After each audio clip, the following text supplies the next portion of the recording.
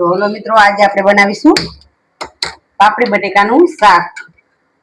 એના માટે આપણે સૌપ્રથમ કુકર મૂકી દઈશું ગેસ ઉપર અને 2 પાવડા તેલ એડ કરી દઈશું.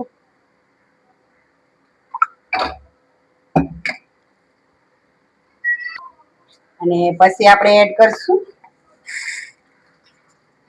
રાઈ.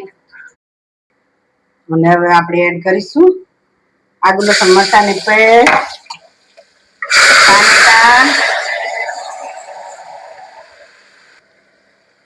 હવે આપણે એડ કરીશું નમક,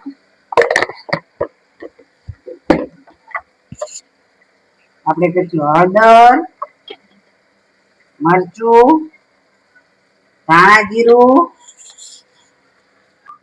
અને હવે આપણે એડ કરીશું પાપડી બટેટા.